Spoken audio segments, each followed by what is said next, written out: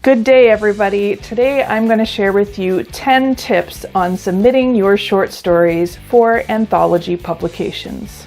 Number 1, keep the submission email simple and straightforward. It's not necessary to include multiple paragraphs of unrequested information about you, your publications, and social media links, and anything else.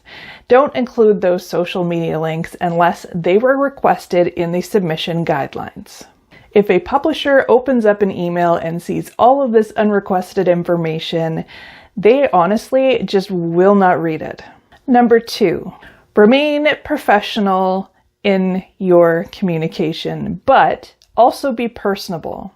Publishers like to know that there is actually a person on the other side of that email. They don't want to read something that sounds like it's been created by AI.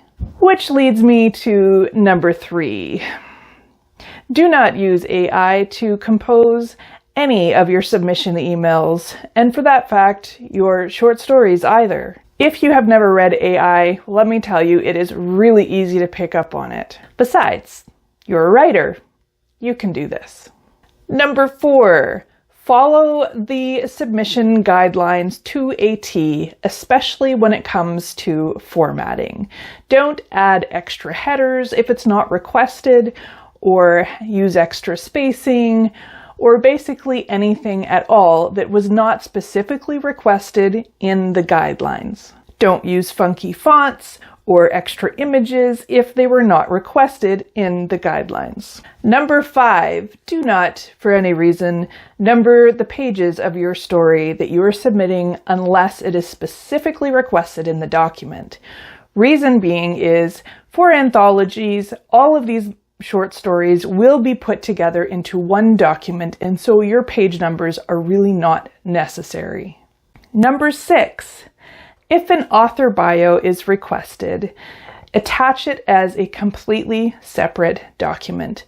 Don't include the author bio within the text of the email or include it with your story, unless, of course, in the guidelines they have specifically requested your author bio to be included within the story. It is much easier on the publisher's side of things if you keep the author bio separate.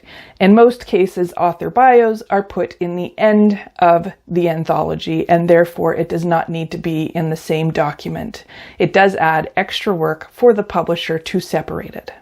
Number 7, if a publisher is asking you for a short story, don't send them anything else other than that. For example, don't send a poem or something that comes across as like a textbook.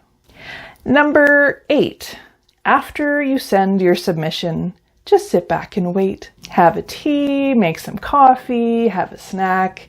It's not going to happen in the same day. It might take weeks or sometimes even months for you to hear back from the publishing company that you have submitted to.